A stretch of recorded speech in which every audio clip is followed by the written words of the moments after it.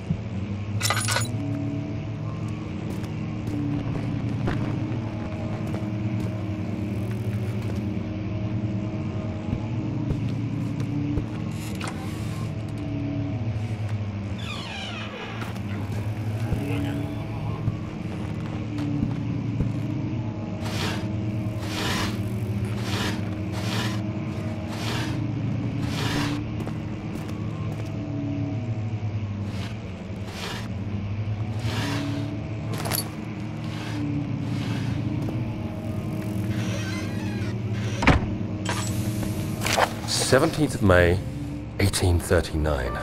My hands tremble as I write. I feel a need to document my tribulation, for I fear that my memory will fail me if I linger. Today, I took some men and ventured into the dark, ancient passage we uncovered. Our torches burned faintly in the murky air as we slowly made our way underground. The men were superstitious and fearful. They argued loudly, and I felt their strange language getting to me. I mustered my strength and yelled at them to continue down the slopes and broken steps. The crudely carved passage confused me. It looked much older than the 4th century structure we had expected. The twisting path emerged into a great antechamber. The walls were lined with statues unlike any I'd ever seen. Despite their unearthly quality, I felt a strange familiarity toward them, which haunts me still. At the far end of the chamber, a great slab of stone sealed off whatever lay ahead. I gave the order to raise it, and as I pushed through the narrow space, the heavy stone suddenly dropped, sealing me inside. I was trapped.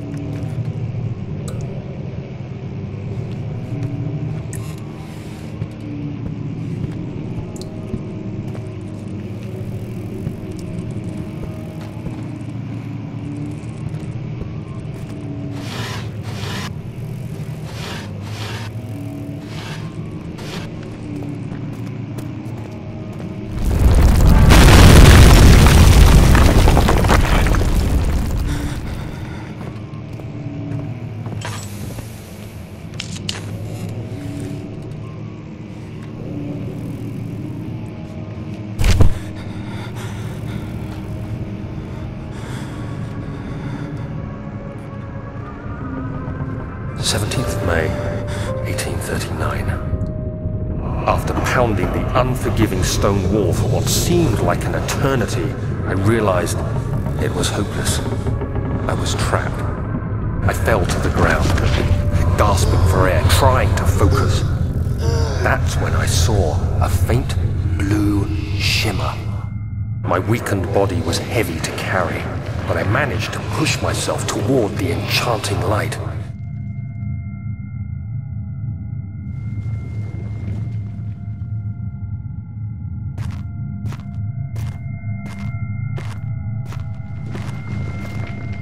It was waiting for me. Enclosed in dark nothingness, I felt myself drawn to the mystic light. I reached out, closing it in my hands. The faint glow escaped my fingers and began to spark brightly and spirit me away, unlocking alien memories of spiraling towers, endless deserts, and impossible geometry.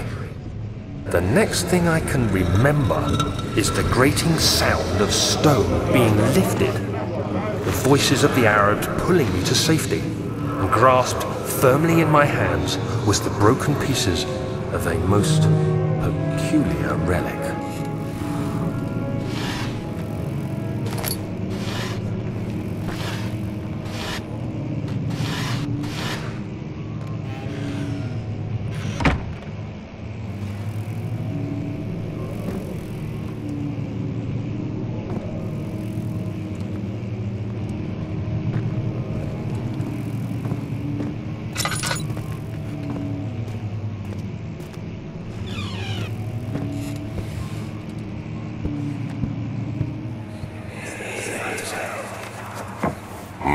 The castle is old and hasn't been tended to for centuries. When the shadow arrives, it won't take long until things start falling apart. We're just buying time anyway. Let's do what we can. There isn't much to be done about the wars. We should reinforce weak structures. The ground will tremble and there's a risk everything will cave in on us, especially downstairs. Here, and there. Let's get the servants working on it.